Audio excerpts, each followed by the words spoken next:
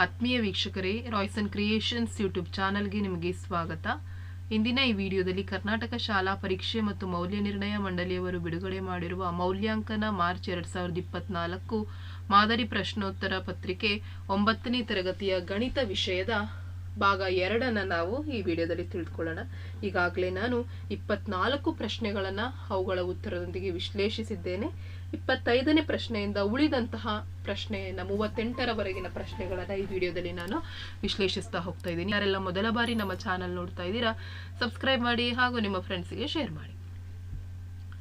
Fourth main ಕೆಳಗಿನ ಪ್ರಶ್ನೆಗಳಿಗೆ ಉತ್ತರಿಸಿ. 25ನೇ ಪ್ರಶ್ನೆ, ಸ್ಕ್ವೇರ್ ರೂಟ್ 5.6 ಇದನ್ನ ಸಂಖ್ಯಾ ರೇಖೆ ಮೇಲೆ ಪ್ರತಿನಿಧಿಸಲಿಕ್ಕೆ ಕೇಳಿದರೆ 3 ಅಂಕಕ್ಕೆ ಕೇಳಿದರೆ. ಸೊ ನೀವು ಅಲ್ಲಿ ಸ್ಟೆಪ್ಸ್ ಅನ್ನ ಬರಿಬೇಕು. ಮೊದಲು AB 5.6 ಯೂನಿಟ್ಸ್ ಇರುವಂತೆ ಒಂದು ಸರಳ ರೇಖೆಯನ್ನು ತೆಗೆದುಕೊಂಡು ಬಿ ಇಂದ ಸಿ 1 ಸೆಂಟಿಮೀಟರ್ ಇರುವಂತೆ ಸಿ ಬಿಂದುವನ್ನ ಗುರುತಿಸಿಕೊಂಡು ಎ ಮತ್ತೆ ಸಿ ಯ ಮಧ್ಯ ಬಿಂದುವನ್ನ ಇಟ್ಕೊಂಡು ನಾವು ಒಂದು ಅರ್ಧ ವೃತ್ತವನ್ನ ನಾವು ರಚಿಸಬೇಕಾಗತ್ತೆ. ಓಕೆನಾ? OA ತ್ರಿಜ್ಯವಾಗಿ ಇಟ್ಕೊಂಡು ನಾವು ಒಂದು ಅರ್ಧ ವೃತ್ತವನ್ನ ರಚಿಸಬೇಕು. ಸೊ ರಚಿಸಿದ ನಂತರ ನೀವೇನ್ ಮಾಡಬೇಕು, ಬಿ ಯಲ್ಲಿ ಒಂದು ಲಂಬವನ್ನ ಎಳಿಬೇಕು. ಅರ್ಥ ಆಗ್ತಾ ಇದೆಯಾ ಮಕ್ಕಳ? ಸೊ ಈ ಬಿ ಯಲ್ಲಿ ಒಂದು ಲಂಬವನ್ನ ಎಳಿರಿ ಅಥವಾ ಲಂಬಕೋನವನ್ನ ತೆಗೆದುಕೊಂಡು ಲಂಬಕೋನವನ್ನು ರಚಿಸಿರೋ ಆಗುತ್ತೆ. ಸೊ ಲಂಬವನ್ನ ಎಳೆದು ಈ ತ್ರಿಜ್ಯ ಇದೆಯಲ್ಲ ಮಕ್ಕಳ, ಈ ತ್ರಿಜ್ಯವನ್ನ ತೆಗೆದುಕೊಂಡು ಬಿ ಯನ್ನ ಕೇಂದ್ರವಾಗಿರಿಸಿಕೊಂಡು ನೀವು ಇಲ್ಲಿಂದ ಡಿ ಇಂದ ಹೀಗೆ ಒಂದು ಆರ್ಕ್ ಅನ್ನ ಎಳ್ಕೋಬೇಕು. ಸೊ ಇಲ್ಲಿ ನಿಮ್ಗೆ ಲಂಬಕ್ಕೆ ಎಳ್ದಿದಿರಲ್ಲ, ಇದು ಡಿ ಆಗಿದೆ. ಸೊ ಈ ಡಿ ಇಂದ ಸಿಗೆ ಒಂದು ಆರ್ಕ್ ಅನ್ನ ಎಳಿರಿ. ಹಾಗಾಗಿ ಇದು ಏನು ರೂಟ್ 5.6 ಬೆಲೆ ಅನ್ನೋದು ಪ್ರತಿನಿಧಿಸ್ತದೆ. ಸೊ ಈ ರೀತಿ ಬರೆದು ನೀವು ಈ ರೀತಿ ಮೆಥಡ್ಸ್ ಇದು ಸ್ಟೆಪ್ಸ್ ಅನ್ನ ಬರೆದ್ರೆ ನಿಮಗೆ 3 ಅಂಕ ಸಿಗುತ್ತೆ ಮಕ್ಕಳ. ನೆಕ್ಸ್ಟ್ 26ನೇ ಪ್ರಶ್ನೆ, ಕೆಳಗಿನ ಪ್ರಾಪ್ತಾಂಕಗಳನ್ನ ಏರಿಕೆ ಕ್ರಮದಲ್ಲಿ ಜೋಡಿಸಲಾಗಿದೆ. ಇವುಗಳ ಮಧ್ಯಾಂಕ 47. ಹಾಗಾದ್ರೆ x ನ ಬೆಲೆಯನ್ನ ಕಂಡುಹಿಡಿಯಿರಿ ಮತ್ತು ಈ ಪ್ರಾಪ್ತಾಂಕಗಳ ಸರಾಸರಿಯನ್ನ ಕಂಡುಹಿಡಿಯಿರಿ. ಸೊ ಇಲ್ಲಿ ನಮಗೆ ಆಲ್ರೆಡಿ ಅವರೇ ಏರಿಕೆ ಕ್ರಮದಲ್ಲಿ ಕೊಟ್ಟಿದ್ದಾರೆ. ಸೊ ಇಲ್ಲಿ 10 ಸಂಖ್ಯೆಗಳಿದಾವೆ. ಓಕೆನಾ? x+2 ಮಧ್ಯದ ಸಂಖ್ಯೆಗಳಾಗಿದ್ದಾವೆ. ಯಾಕೆಂದ್ರೆ ಇದು ಸಮ ಸಂಖ್ಯೆ ಆಗಿರೋದ್ರಿಂದ 2 ಸಂಖ್ಯೆಗಳು ಬರ್ತವೆ. ಓಕೆನಾ? ಹಾಗಾಗಿ ಮಧ್ಯಾಂಕ ಅವರೇ ಕೊಟ್ಟಿದ್ದಾರೆ. ಒಟ್ಟು ಪ್ರಾಪ್ತಾಂಕಗಳು 10 ಇದೆ. ಬೆಸ ಸಂಖ್ಯೆ ಆಗಿದ್ರೆ ಡೈರೆಕ್ಟ್ ಆಗಿ ನೀವು ಏನು ಮಾಡೋಂಗಿರಲ್ಲ, ಮಧ್ಯಾಂಕ ಬರಿಬೋದಾಗಿತ್ತು. ಇಲ್ಲಿ ಸಮ ಸಂಖ್ಯೆ ಇರೋದ್ರಿಂದ ಇವೆರಡನ್ನ ಕೂಡಿಸಿ 2ರಿಂದ ಭಾಗಿಸ್ಬೇಕು. ಹಾಗಾಗಿ ಮಧ್ಯಾಂಕ = n/2 ಪ್ರಾಪ್ತಾಂಕ ಪ್ಲಸ್ n/2 + 1 ಪ್ರಾಪ್ತಾಂಕ, ಅಂದ್ರೆ 5ನೇ ಪ್ರಾಪ್ತಾಂಕ ಪ್ಲಸ್ 6ನೇ ಪ್ರಾಪ್ತಾಂಕ. ಸೊ ಇವಿಷ್ಟನ್ನ ನೀವೇನ್ ಮಾಡ್ಬೇಕು, ಕೂಡಿಸ್ಬೇಕು. ಕೂಡಿಸಿ 2ರಿಂದ ಭಾಗಿಸಿದ್ರೆ ಸೊ ನಮಗೆ 47 = 2x + 2 / 2. ಇದನ್ನ ಓರೆ ಗುಣಾಕಾರ ಮಾಡ್ಕೊಂಡ್ರೆ 47 × 2 ಆಗುತ್ತೆ. ಹಾಗಾಗಿ 2x + 2 = 94 - 2 ಆಗುತ್ತೆ. ಈ 2 ಈ ಕಡೆ ಬಂದ್ರೆ -2 ಆಗುತ್ತೆ. ಹಾಗಾಗಿ 2x = 92, x = 92/2 ಆಗುತ್ತೆ. ಸೊ ಅಲ್ಲಿಗೆ 46 ಆಗುತ್ತೆ. ಹಾಗಾಗಿ x 46 ಆಗುತ್ತೆ. ಅವರು ಮತ್ತೇನು ಕೇಳಿದರೆ, ಸರಾಸರಿ ಕಂಡುಹಿಡಿಯಲಿಕ್ಕೆ ಕೇಳಿದರೆ. ಸೊ ಇದು x 46 ಆದರೆ ಇದು 48 ಆಗುತ್ತೆ. ಸೊ ಇದಿಷ್ಟನ್ನ ಬರೆದು ನೀವು /10 ಮಾಡಿದ್ರೆ, ಕೂಡಿಸ್ಬಿಟ್ಟು 10ರಿಂದ ಭಾಗಿಸಿದ್ರೆ ನಿಮಗೆ ಸರಾಸರಿ ಪ್ರಾಪ್ತಾಂಕ ಬರುತ್ತೆ. 27ನೇ ಪ್ರಶ್ನೆ, ಒಂದು ಸಮಾಂತರ ಚತುರ್ಭುಜದ ಕರ್ಣವು ಅದನ್ನ 2 ಸರ್ವಸಮ ತ್ರಿಭುಜಗಳಾಗಿ ವಿಭಜಿಸುತ್ತದೆ. ಸೊ ABCD ಒಂದು ಸಮಾಂತರ ಚತುರ್ಭುಜ. ಈಗ ನೀವು ಪ್ರಮೇಯವನ್ನ ಪ್ರೂವ್ ಮಾಡಬೇಕು. ಸೊ ಇಲ್ಲಿ ಅರ್ಥ ಮಾಡ್ಕೊಳ್ಳಿ, ಒಂದು ಸಮಾಂತರ ಚತುರ್ಭುಜ ಇದೆ. ABCD ಅನ್ನೋದು ಸಮಾಂತರ ಚತುರ್ಭುಜ. ಈ ಕರ್ಣ ಏನ್ ಮಾಡಿದೆ, ಇವೆರಡನ್ನ ಸರ್ವಸಮ ತ್ರಿಭುಜಗಳಾಗಿ ವಿಭಾಗಿಸ್ತಾ ಇದೆ ಅಂತೇಳಿ ನಾವು ಪ್ರೂವ್ ಮಾಡಬೇಕು. ಸೊ ದತ್ತ ಅವರೇ ಕೊಟ್ಟಿದ್ದಾರೆ ABCD ಒಂದು ಸಮಾಂತರ ಚತುರ್ಭುಜ, AC ಕರ್ಣ ಆಗಿರಲಿ. ಸೊ ಏನ್ ಸಾಧನೆ ಮಾಡಬೇಕು, ತ್ರಿಭುಜ ABC ಸರ್ವಸಮ ತ್ರಿಭುಜ ADC. ಹಾಗಾಗಿ ಸಾಧನೆ, ಸೊ ಇವೆರಡು ತ್ರಿಭುಜವನ್ನ ತೆಗೆದುಕೊಳ್ಳೋಣ ಮಕ್ಕಳ. ಇವೆರಡು ತ್ರಿಭುಜವನ್ನ ತೆಗೆದುಕೊಳ್ಳೋಣ. ಇವೆರಡರಲ್ಲಿ ನಮಗೆ ಗೊತ್ತಿದೆ AB ∥ BC, ಅವೆರಡು ಸಮಾಂತರ ರೇಖೆಗಳಾಗಿದ್ದಾವೆ. ಹಾಗಾಗಿ ಇಲ್ಲಿ ನಿಮಗೆ ಕಾಣಿಸ್ತಾ ಇದೆ ನೋಡಿ, ಇಲ್ಲಿ ಈ ಲೈನ್ ಇರೋದ್ರಿಂದ ಇದು ಒಂದು ಛೇದಕ ರೇಖೆ. ಇವೆರಡು ಸಮಾಂತರ ರೇಖೆ ಆದ್ರೆ ಇದು ಛೇದಕ ರೇಖೆ. ಸೊ ಹಾಗಾಗಿ ಕೋನ ACB = ಕೋನ ACD ಆಗುತ್ತೆ. ಸೊ ಇವೆರಡು ಕೋನಗಳು ಏನಾಗಿರ್ತದೆ, ಸಮನಾಗಿರ್ತದೆ. ಯಾಕೆಂದ್ರೆ ಪರ್ಯಾಯ ಕೋನಗಳು. ಅದೇ ರೀತಿ ಈ ಕೋನಕ್ಕೆ ಈ ಕೋನ ಸಮನಾಗಿರ್ತದೆ, ಅದು ಸಹ ಪರ್ಯಾಯ ಕೋನಗಳು. ಈ ಎರಡು ತ್ರಿಭುಜಕ್ಕೆ AC ಅನ್ನೋದೇನಾಗಿರುತ್ತೆ, ಒಂದು ಸಾಮಾನ್ಯ ಬಾಹುವಾಗಿರುತ್ತೆ. ಹಾಗಾಗಿ ನಾವಿಲ್ಲಿ ನೋಡ್ಬೋದು ಕೋನ ಬಾಹು ಕೋನ, ಈ ಒಂದು ಸಿದ್ಧಾಂತದ ಮೇಲೆ ಎರಡೂ ತ್ರಿಭುಜಗಳು ಏನಾಗಿದ್ದಾವೆ, ಸರ್ವಸಮ ತ್ರಿಭುಜಗಳಾಗಿದ್ದಾವೆ. ಸೊ ತುಂಬಾ ಈಸಿ, 3 ಅಂಕವನ್ನ ನೀವು ಗಳಿಸ್ಕೊಳ್ಳೋಕೆ. ನೆಕ್ಸ್ಟ್ 28ನೇ ಪ್ರಶ್ನೆ, ಕೊಟ್ಟಿರುವ ಚಿತ್ರದಲ್ಲಿ AU ಕೇಂದ್ರ ವೃತ್ತ ಕೇಂದ್ರವಾಗಿದೆ. ABC 69 ಡಿಗ್ರಿ, ACB 31 ಡಿಗ್ರಿ ಆದರೆ ನೀವು ಕಂಡುಹಿಡಿಬೇಕಾಗಿರೋದು BDC ಕೋನ ಕಂಡುಹಿಡಬೇಕು, ಅದೇ ರೀತಿ BEC ಕೋನ ಕಂಡುಹಿಡಬೇಕು, ಅದೇ ರೀತಿ BFC ಕೋನವನ್ನು ಕಂಡುಹಿಡಬೇಕು. ಈ ಕೋನ, ಈ ಕೋನ, ಈ ಕೋನ, ಈ 3 ಕೋನಗಳನ್ನು ಕಂಡುಹಿಡಬೇಕು. ಸೊ ಅವ್ರು ಏನೇನು ಕೊಟ್ಟಿದ್ದಾರೆ ನೋಡೋಣ ಮಕ್ಕಳ. ಇ ಅನ್ನೋದು ವೃತ್ತ ಕೇಂದ್ರ, ಮತ್ತು ಆ್ಯಂಗಲ್ ಬಿ, ಆ್ಯಂಗಲ್ ಸಿ ಅನ್ನು ಕೊಟ್ಟಿದ್ದಾರೆ. ಓಕೆನಾ. ಈಗ ನಾನು ತ್ರಿಭುಜ ABC ಅನ್ನು ತೆಗೆದುಕೊಳ್ತಾ ಇದ್ದೀನಿ, ತ್ರಿಭುಜ ABC ಅನ್ನು ತೆಗೆದುಕೊಳ್ತಾ ಇದ್ದೀನಿ. ಸೊ ಒಂದು ತ್ರಿಭುಜ ಅಂತ ಹೇಳಿದ್ರೆ ಒಳಕೋನಗಳ ಮೊತ್ತ 180 ಡಿಗ್ರಿ. ಹಾಗಾಗಿ ಕೋನ BAC ಪ್ಲಸ್ ಕೋನ ABC ಪ್ಲಸ್ ಕೋನ ACB is equal to 180 degree. ಹಾಗಾಗಿ ಇವೆರಡು ಕೋನಗಳನ್ನು ಅವ್ರು ಕೊಟ್ಟಿರೋದ್ರಿಂದ ಕೋನ BAC is equal to 180 minus 100. So BAC ಏನಾಗುತ್ತೆ 100 ಡಿಗ್ರಿ. ಸೊ ಇದು 100 ಡಿಗ್ರಿ ಆಗುತ್ತೆ. ಹಾಗಾಗಿ ಇದು 100 ಡಿಗ್ರಿ ಆದರೆ ಕೋನ BDCನೂ ಸಹ 100 ಡಿಗ್ರಿ ಆಗುತ್ತೆ. ಯಾಕೆಂದರೆ ಒಂದೇ ವೃತ್ತಖಂಡದ ಒಳಗಡೆ ಇರುವಂತಹ ಕೋನಗಳು. ಅರ್ಥ ಆಗ್ತಾ ಇದೆಯಾ? ಸೊ ನೀವು ಅದನ್ನ ಬರೀಬೇಕು. ಕೋನ BDC ಈಸ್ ಈಕ್ವಲ್ ಟು ಕೋನ BEC 80 ಡಿಗ್ರಿ, ಯಾಕೆಂದರೆ ಒಂದೇ ವೃತ್ತಖಂಡದ ಕೋನಗಳಾಗಿರ್ತವೆ. ಹಾಗಾಗಿ ನಾವು ಮೊದಲನೇ ಪ್ರೂವ್ ಮಾಡಾಯಿತು, ಕೋನ BDC ಏನು 80 degree. Are you getting? So I have proved here. Next, ನಮಗೆ ಇದು ಗೊತ್ತಿದೆ ಮಕ್ಕಳ. ಕೋನ BEC is equal to ಕೋನ 2 times of BEF. ಸೊ ಅದು ನಮಗೆ ಗೊತ್ತಿರಬೇಕದು. ಸೊ ಹಾಗಾಗಿ 2 into 80 ಮಾಡಿಕೊಂಡ್ರೆ ಆ ಕಡೆ ಸೈಡಿಂದ 160 ಡಿಗ್ರಿ ಬರುತ್ತೆ. ಹಾಗಾಗಿ ಕೋನ BEC 160 ಆಯಿತು. ಸೊ ಹಾಗಾಗಿ ಅದು ಒಂದು ಆಯಿತಾ. ಅದಕ್ಕೆ ಎರಡನೇದು ಪ್ರೂವ್ ಮಾಡೋದಾಯಿತು. ಸೊ ಈಗ ನೆಕ್ಸ್ಟ್ ನೋಡೋಣ ನೋಡಿ. ಕೋನ BAC ಪ್ಲಸ್ ಕೋನ BFC ಇವೆರಡನ್ನು ಕೂಡಿಸಿದ್ರೆ 180 ಡಿಗ್ರಿ ಆಗುತ್ತೆ. ನೋಡಿ, ಕೋನ BAC ಈ ಕೋನವನ್ನ ಮತ್ತೆ ಈ ಕೋನವನ್ನ ಕೂಡಿಸಿದ್ರೆ 180 ಡಿಗ್ರಿ ಬರುತ್ತೆ. ಯಾಕೆಂದ್ರೆ ಇದು ಒಂದು ಚಕ್ರೀಯ ಚತುರ್ಭುಜ. ಅರ್ಥ ಆಗ್ತಾ ಇದೆಯಾ? ಸೊ ಚಕ್ರೀಯ ಚತುರ್ಭುಜ ಅಂತ ಹೇಳಿದ್ರೆ ಒಂದು ವೃತ್ತದೊಳಗಡೆ ಇರುವಂತಹ ಚತುರ್ಭುಜದಲ್ಲಿ ಅಭಿಮುಖ ಕೋನಗಳ ಮೊತ್ತ 180 ಡಿಗ್ರಿ ಆಗಿರುತ್ತೆ. ಹಾಗಾಗಿ ಕೋನ BAC ಪ್ಲಸ್ ಕೋನ BFC is equal to 180 degree ಆಗುತ್ತೆ. ಸೊ BAC ಆಲ್ರೆಡಿ ಗೊತ್ತಿದೆ 80. So BFC is equal to 180, BFC is equal to 180 minus 80, BFC 100 degree ಆಗುತ್ತೆ. ನೆಕ್ಸ್ಟ್ 29ನೇ ಪ್ರಶ್ನೆ. X plus y plus z is equal to 0 ಆದರೆ x³ plus y³ plus z³ is equal to 3xyz ಎಂದು ಸಾಧಿಸಿ. So ಅವರೇ ಕೊಟ್ಟಿದ್ದಾರೆ xyz is equal to 0. So X plus y is equal to minus z ಮಾಡ್ಕೊಳ್ಳಿ. ಇನ್ನು ಸಮೀಕರಣ 1 ತೊಗೊಳ್ಳಿ. So ಇವೆರಡು ಸೈಡು ಘಾತ 3ಕ್ಕೆ ಹಾಕೊಳ್ಳೋಣ. ಹಾಗಾಗಿ X plus Y whole cube is equal to minus Z whole cube ಆಗುತ್ತೆ. So X plus Y whole cube ಸೂತ್ರ ಬರೀರಿ, is equal to minus z³. So ಇಲ್ಲಿ ನೋಡಿ, ಎಕ್ಸ್ ಪ್ಲಸ್ ವೈ ಇದೆ. ಎಕ್ಸ್ ಪ್ಲಸ್ ವೈ ಜಾಗಕ್ಕೆ ನಾವು -2 ಅನ್ನು ಹಾಕ್ಬೋದು, ಯಾಕೆಂದರೆ ಸಮೀಕರಣ 1 ನಾವು ತಗೊಂಡಿದ್ದೀವಿ. ಸೊ ಹಾಗಾಗಿ X plus y is nothing but minus z. So X plus x³ plus y³ ಈ ಮೈನಸ್ z³ ಈ ಕಡೆ ಬಂದರೆ plus z³ is equal to ಇಲ್ಲಿ ಪ್ಲಸ್ ಇಂಟು ಮೈನಸ್ ಮೈನಸ್ ಆಗಿರುತ್ತೆ. ಈ ಮೈನಸ್ ಈ ಕಡೆ ಈಕ್ವಲ್ಸ್ ಇಂದ ಈ ಕಡೆ ಬಂದರೆ ಪ್ಲಸ್ ಆಗುತ್ತೆ, ಪ್ಲಸ್ 3xyz ಆಗುತ್ತೆ. ಸೊ ಹಾಗಾಗಿ hence it is a proved one. Next 30ನೇ ಪ್ರಶ್ನೆ. ಕೊಟ್ಟಿರುವ ಚಿತ್ರದಲ್ಲಿ ಎಲ್ ರೇಖೆಯು ಎನ ಕೋನಾರ್ಧಕವಾಗಿದ್ದು, ಎ ಕೋನಗೆ ಎಲ್ ಕೋನಾರ್ಧಕ, ಬಿ ಯು ಅದರ ಮೇಲಿನ ಯಾವುದಾದ್ರೂ ಒಂದು ಬಿಂದುವಾಗಿದೆ. ಓಕೆನಾ. ಬಿಪಿ ಮತ್ತು BQಗಳು ಎನ ಬಾಹುಗಳಿಗೆ ಎಳೆದ ಲಂಬವಾದರೆ BP is equal to BQ ಎಂದು ಸಾಧಿಸಿ. ಸೊ ಈಗ ನಾವೇನು ಪ್ರೂವ್ ಮಾಡಬೇಕು ಅಂದರೆ BP is equal to BQ ಅಂತೇಳಿ ನಾವು ಪ್ರೂವ್ ಮಾಡಬೇಕು. ಸೊ ನಮಗೆ ಗೊತ್ತಿದೆ ಮಕ್ಕಳ, ಈ ಎಲ್ ರೇಖೆ ಏನಾಗಿದೆ, ಎನ ಕೋನಾರ್ಧಕ ರೇಖೆ ಎನ 2 ಡಿವೈಡ್ ಮಾಡಿದೆ. ದೇರ್ಫೋರ್ ನನಗಿಲ್ಲಿ 2 ತ್ರಿಭುಜ ಉಂಟಾಗ್ತಾ ಇದೆ. ತ್ರಿಭುಜ APB ಮತ್ತು ತ್ರಿಭುಜ AQB ಉಂಟಾಗ್ತಾ ಇದೆ. ಸೊ ಇವೆರಡೂ ತ್ರಿಭುಜಗಳಿಗೆ AB ಒಂದು ಸಾಮಾನ್ಯ ಬಾಹು. ಓಕೆನಾ. ಅದೇ ರೀತಿ ಕೋನ BAQ ಇಸ್ ಈಕ್ವಲ್ ಟು ಕೋನ BAP, ಯಾಕೆಂದರೆ ಇದು ಏನ ಕೋನಾರ್ಧಕ. ಸೊ ಕೋನಾರ್ಧಕ ಅಂದರೆ ಇಲ್ಲಿ ಎಷ್ಟು ಡಿಗ್ರಿ ಇರುತ್ತೋ ಅಷ್ಟೇ ಡಿಗ್ರಿ ಇಲ್ಲಿ ಇರುತ್ತೆ, ಸಮನಾಗಿರ್ತವೆ. ಅದೇ ರೀತಿ ದತ್ತ ಅವರೇ ಕೊಟ್ಟಿದ್ದಾರೆ. ಕೋನ BQA ಇಸ್ ಈಕ್ವಲ್ ಟು ಕೋನ BPA, ಇವೆರಡು ಲಂಬ ಕೋನಗಳು. ಸೊ ಹಾಗಾಗಿ ನಾವಿಲ್ಲಿ ನೋಡ್ಬೋದು ಕೋನ ಬಾಹು ಕೋನದ ಪ್ರಕಾರ ಎರಡೂ ತ್ರಿಭುಜಗಳು ಸರ್ವಸಮ. ಸೊ ಎರಡೂ ತ್ರಿಭುಜಗಳು ಸರ್ವಸಮ ಅಂತ ಹೇಳಿದ್ರೆ BP is equal to BQ ಆಗುತ್ತೆ. ಆ ಬಾಹುಗಳು ಸಹ ಏನಾಗಿರ್ತವೆ, ಸರ್ವಸಮ ತ್ರಿಭುಜದ ಬಾಹುಗಳು ಸಹ ಸಮನಾಗಿರ್ತವೆ.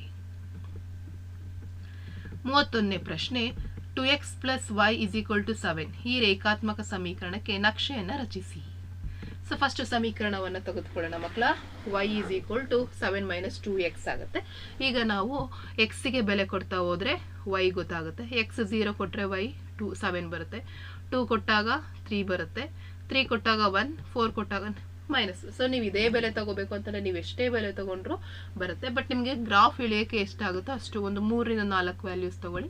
ಸೊ ಏನು ವ್ಯಾಲ್ಯೂಸ್ ಬಂದಿದೆಯೋ ಟೇಬಲನ್ನು ಹಾಕಿ. ವೆರಿ ಇಂಪಾರ್ಟೆಂಟ್, ಇದಕ್ಕೂ ಅಂಕ ಇರುತ್ತೆ, ಈ ಟೇಬಲ್ಗೂ ಅಂಕ ಇರುತ್ತೆ, ಗ್ರಾಫಿಗೂ ಅಂಕ ಇರುತ್ತೆ. ಸೊ ಬಂದಿರೋ ವ್ಯಾಲ್ಯೂಸನ್ನು ಟೇಬಲ್ಗೆ ಹಾಕಿದ ನಂತರ ನೀವಿಲ್ಲಿ ಡ್ರಾ ಮಾಡಬೇಕು. ಸೊ ಇಲ್ಲಿ ನೋಡಿ, ಎಕ್ಸ್ ಮೊದಲನೇ ವ್ಯಾಲ್ಯೂನ 0,7, 0ನಲ್ಲಿ 7, 0,7. ನೆಕ್ಸ್ಟ್ 2,3, 2ರಲ್ಲಿ 3, ನೆಕ್ಸ್ಟ್ 3ರಲ್ಲಿ 1, ನೆಕ್ಸ್ಟ್ 4ರಲ್ಲಿ -1. ಸೊ ಈ 4 ಪಾಯಿಂಟ್ಸನ್ನು ಕೂಡಿಸಿದ್ರೆ ನಮಗೊಂದು ಸರಳ ರೇಖೆ ಬರುತ್ತೆ. ಈ ರೀತಿ ನೀವು ಡ್ರಾ ಮಾಡಿದರೆ ಮಕ್ಕಳ ನಿಮಗೆ 100% 3 ಅಂಕ ಸಿಗುತ್ತೆ. ಮತ್ತು ನೀವು ಅಲ್ಲಿ ಸ್ಕೇಲನ್ನು ಬರೀಲೇಬೇಕು, ಎಕ್ಸ್ ಅಕ್ಷದಲ್ಲಿ ಎಷ್ಟು ತೊಗೊಂಡಿದ್ದೀರಾ, ವೈ ಅಕ್ಷದಲ್ಲಿ ಎಷ್ಟು ತೊಗೊಂಡಿದ್ದೀರಾ ಅಂತ. 32ನೇ ಪ್ರಶ್ನೆ, ಕೊಟ್ಟಿರುವ ಚಿತ್ರದಲ್ಲಿ ಕೋನ ABQ ಕೋನಾರ್ಧಕ BEಯು BCS ಕೋನಾರ್ಧಕ CGಯು ಸಮಾಂತರವಾಗಿದೆ, PQ parallel RS ಎಂದು ಸಾಧಿಸಿ. ಇಲ್ಲಿ ನೋಡಿ ಮಕ್ಕಳ, ಚಿತ್ರವನ್ನು ನೋಡಿ. ಇಲ್ಲಿ ಈ BE ಅನ್ನೋದೇನು ಮಾಡಿದೆ, ABQನ ಇದು ಕೋನಾರ್ಧಕ ಮಾಡಿದೆ. ಅದೇ ರೀತಿ ಈ GC ಅನ್ನೋದು BCS ಅನ್ನ ಕೋನಾರ್ಧಕವನ್ನಾಗಿ ಮಾಡಿದೆ. ಅರ್ಥ ಆಗ್ತಿದೆಯಲ್ಲ? ದರ್ಫೋರ್ ಮೊದಲ ರೀತಿ ತಗೊಳ್ಳೋಣ. BEಯು ABQನ ಕೋನಾರ್ಧಕ, ದತ್ತ ಅವರೇ ಕೊಟ್ಟಿದ್ದಾರೆ. ಸೊ ಕೋನಾರ್ಧಕ ಅಂದ್ರೇನು, ಅರ್ಧ ಭಾಗ ಇದೆ ಅಂತ. ಹಾಗಾಗಿ ಕೋನ ABE is equal to half of ABQನ ಅರ್ಧ ಏನಿದೆ ABE ಇದೆ. ಸೊ ಇದನ್ನ ಸಮೀಕರಣ 1 ಅಂತ ತಗೊಳ್ಳೋಣ. ಅದೇ ರೀತಿ ಇಲ್ಲೂ ಸಹ ಏನು ಮಾಡೋಣ, CGಯು ಸಹ ಒಂದು ಕೋನಾರ್ಧಕವನ್ನ ಉಂಟು ಮಾಡಿದೆ ಕೋನ C ನಲ್ಲಿ. ಹಾಗಾಗಿ ಕೋನ BCG is equal to half of BCS, ಯಾಕೆಂದ್ರೆ ಇದು ಸಹ ಒಂದು ಕೋನಾರ್ಧಕ. ಇವೆರಡೂ ಸಹ ಪ್ಯಾರಲಲ್ ಸಮಾಂತರ ರೇಖೆಗಳಾಗಿದ್ದಾವೆ ಮತ್ತು ADಯು ಛೇದಕ ಆಗಿರೋದ್ರಿಂದ ಸಮೀಕರಣ 1 ಮತ್ತು 2 ನಾವು ನೋಡಿದ್ರೆ ಅರ್ಥ ಆಗುತ್ತೆ. ಕೋನ ABE ಇಸ್ ಈಕ್ವಲ್ ಟು ಕೋನ BCG, ಯಾಕೆಂದ್ರೆ ಈ ಹಾಫ್ ಆಫ್ ಕ್ಯಾನ್ಸಲ್ ಆಗುತ್ತೆ. ಹಾಗಾಗಿ ಕೋನ ABE ಇಸ್ ಈಕ್ವಲ್ ಟು ಕೋನ BCG ಆಗುತ್ತೆ. ಸೊ ಇಲ್ಲಿ ನಮಗೆ ಸಮೀಕರಣ 3 ಬರುತ್ತೆ.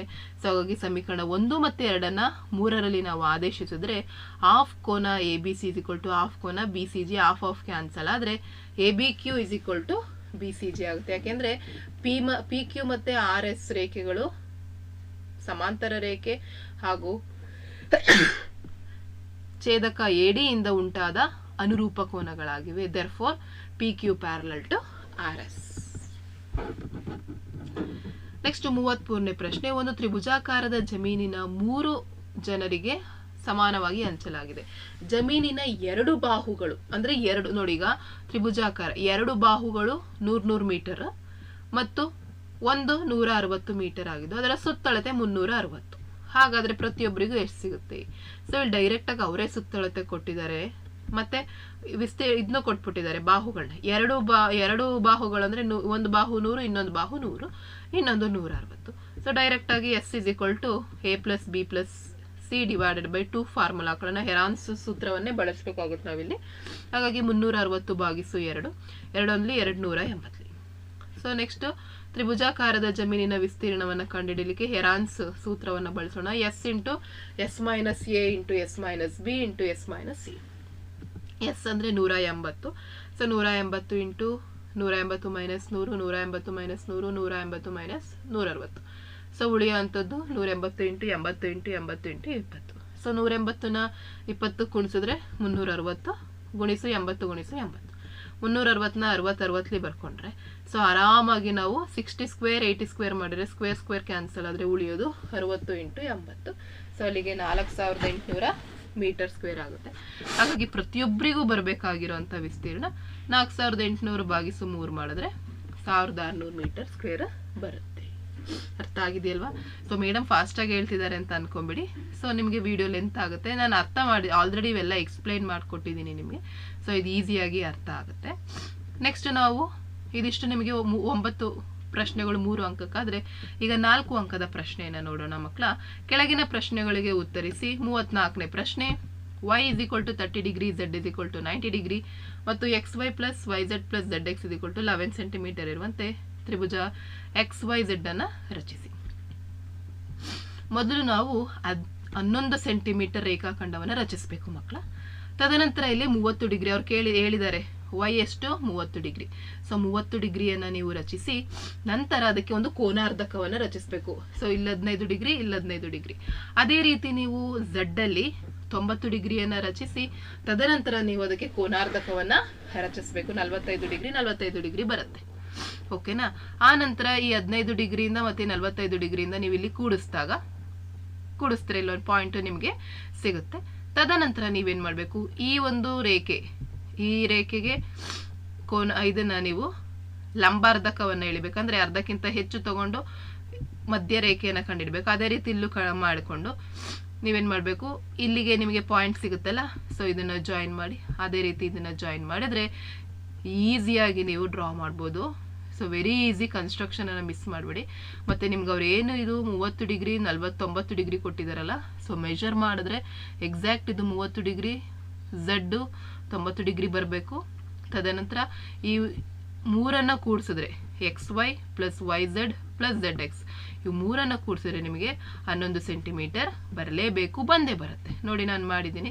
XY 4.8 ಸೆಂಟಿಮೀಟರ್ ಇದೆ, YZ 4 ಸೆಂಟಿಮೀಟರ್ ಇದೆ, ZX 2.2, ಇವಿಷ್ಟನ್ನು ಕೂಡಿಸಿ 11 ಸೆಂಟಿಮೀಟರ್ ಬರುತ್ತೆ.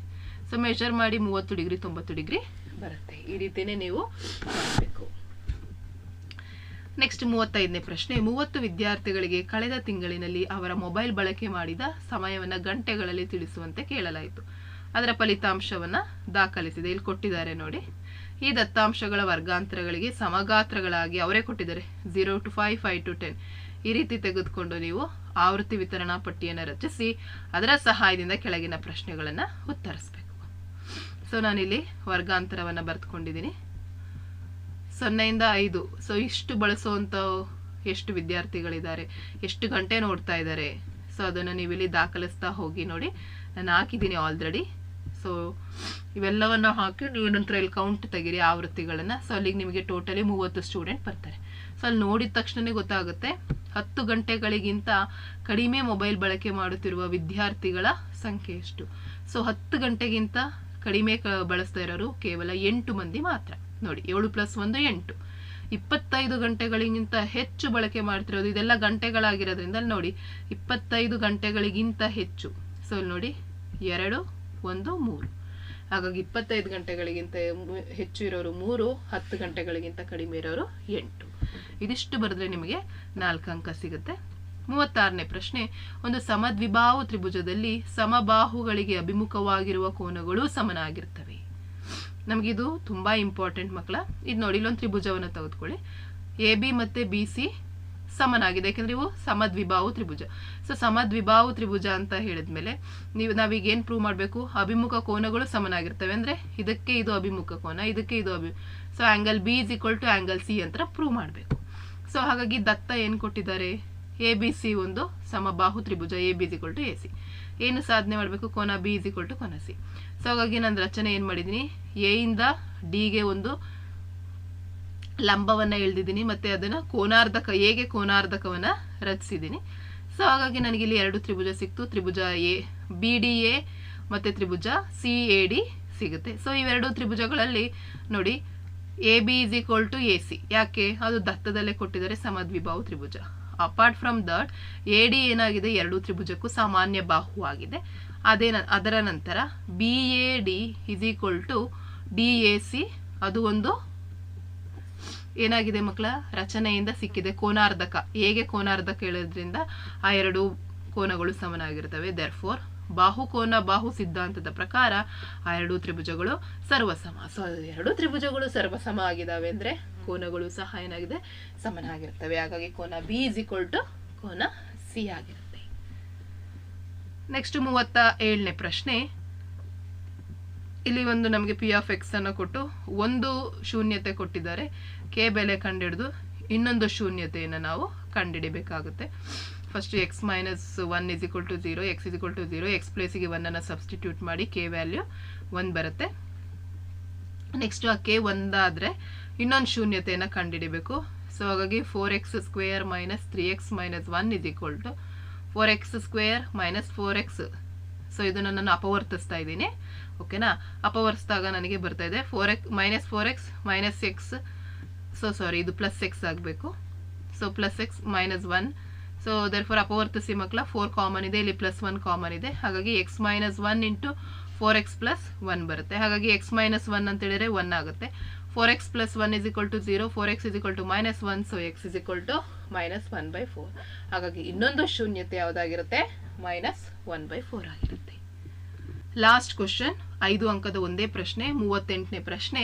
24 ಸೆಂಟಿಮೀಟರ್ ಎತ್ತರವಿರುವ ಒಂದು ನೇರ ವೃತ್ತ ಪಾದ ಸಿಲಿಂಡರಿನ ಪಾದದ ಪರಿಧಿಯು 44 ಸೆಂಟಿಮೀಟರ್ ಇದೆ. ಇದರ ಘನಫಲವನ್ನು ಕಂಡುಹಿಡಿಯಿರಿ. ದತ್ತ ಸಿಲಿಂಡರಿನಷ್ಟೇ ಎತ್ತರ ಮತ್ತು ಪಾದದ ತ್ರಿಜ್ಯದ ಅಳತೆಯನ್ನು ಹೊಂದಿರುವ ಶಂಕುವಿನ ಘನಫಲ ಮತ್ತೆ ವಕ್ರ ಮೇಲ್ಮೈ ವಿಸ್ತೀರ್ಣ ಕಂಡುಹಿಡಿಯಿರಿ. ಸೊ ಇಲ್ಲಿ ಸಿಲಿಂಡರ್ ಕೊಟ್ಟಿದ್ದಾರೆ ಮಕ್ಕಳ, ಇದರ ಪಾದದ ಪರಿಧಿ ಕೊಟ್ಟಿದ್ದಾರೆ ನಮಗೆ 44 ಸೆಂಟಿಮೀಟರ್, ಎತ್ತರ ಎಷ್ಟು ಕೊಟ್ಟಿದ್ದಾರೆ? 24 ಸೆಂಟಿಮೀಟರ್. ಸೊ ಬರ್ಕೊಳ್ಳೋಣ. ಸೊ ಪರಿಧಿ ಕೊಟ್ಟಿದ್ದಾರೆ. ಸೊ ಪರಿಧಿಯಿಂದ ನನಗೆ ತ್ರಿಜ್ಯ ಕಂಡುಹಿಡ್ಕೋಬೇಕು. ಸೊ ಪರಿಧಿ C = 2πr = 44 ಕೊಟ್ಟಿದ್ದಾರೆ. r = 44 × 7/2 × 22, 22 11 1s 11 2s 11 4s. So again 2 1s 2 2s 2 2 cancel ಆಗುತ್ತೆ. r 7 ಸೆಂಟಿಮೀಟರ್ ಆಗುತ್ತೆ. ಸೊ ಸಿಲಿಂಡರ್ನ ಘನಫಲದ ಸೂತ್ರ πr²h. ಸೊ 22/7 × 7 × 7 7 7 ಕ್ಯಾನ್ಸಲ್, h ಅಂದರೆ 24. ಸೊ ಇದಿಷ್ಟು ಮಲ್ಟಿಪ್ಲೈ ಮಾಡಿದರೆ 3696 ಸೆಂಟಿಮೀಟರ್ ಕ್ಯೂಬ್ ಬರುತ್ತೆ. ಸೊ ಅವರ ಕ್ವಶನ್ ಅಲ್ಲೇ ಹೇಳಿದ್ದಾರೆ, ಅದೇ ತ್ರಿಜ್ಯ ಮತ್ತೆ ಅದೇ ಎತ್ತರವಿರುವ ಶಂಕುವಿನ ಘನಫಲ ಮತ್ತೆ ವಕ್ರ ಮೇಲ್ಮೈ ವಿಸ್ತೀರ್ಣ. ಸೊ ಶಂಕುವಿನ ಘನಫಲದ ಸೂತ್ರ v = 1/3 πr²h. So 1/3 × 3696. So divide ಮಾಡಿದರೆ 1232 ಸೆಂಟಿಮೀಟರ್ ಕ್ಯೂಬ್ ಬಂತು. ಸೊ ಈಗ ನಾವು CSA ನ ಕಂಡುಹಿಡಿಬೇಕು. ಅಂದರೆ ಕರ್ವ್ಡ್ ಸರ್ಫೇಸ್ ಏರಿಯಾ ಅಂದರೆ ವಕ್ರ ಮೇಲ್ಮೈ ವಿಸ್ತೀರ್ಣ. ಅದಕ್ಕೆ ಸೂತ್ರ πr/l ಇದೆ. ಸೊ ಇಲ್ಲಿ ನನಗೆ h ಬೇಕಾಗಿಲ್ಲ, l ಬೇಕು. ಅದಕ್ಕೆ ಸೂತ್ರ ಗೊತ್ತಿದೆ, l = √r² + h². ಸೊ ಬೆಲೆಗಳನ್ನ ಸಬ್ಸ್ಟಿಟ್ಯೂಟ್ ಮಾಡೋಣ. ಸೊ ಅಲ್ಲಿಗೆ √625 ಆಗುತ್ತೆ, l 25 ಆಗುತ್ತೆ. 7 7 ಕ್ಯಾನ್ಸಲ್ ಆಗುತ್ತೆ. 25 × 25 ಮಾಡಿದ್ರೆ 550 ಸೆಂಟಿಮೀಟರ್ ಸ್ಕ್ವೇರ್ ಬರುತ್ತೆ. ಹಾಗಾಗಿ ಶಂಕುವಿನ ವಕ್ರ ಮೇಲ್ಮೈ ವಿಸ್ತೀರ್ಣ 550 ಸೆಂಟಿಮೀಟರ್ ಸ್ಕ್ವೇರ್. ಇದಿಷ್ಟು ನೀವು ಮಾಡಿದರೆ ಮಕ್ಕಳ ನಿಮಗೆ 5 ಅಂಕ ಸಿಗುತ್ತೆ. ಸೊ ತುಂಬ ಈಸಿ ಇದೆ, ಪ್ರಾಕ್ಟೀಸ್ ಮಾಡಿ. ಪ್ರಾಕ್ಟೀಸ್ ಮಾಡಿದ್ರಷ್ಟೇ ನಿಮಗೆ ಈಸಿ ಆಗುತ್ತೆ ಅಂತ ಹೇಳ್ತಾ ಈ ವಿಡಿಯೋನ ಎಂಡ್ ಮಾಡ್ತಾ ಇದ್ದೀನಿ. Thank you for watching this video.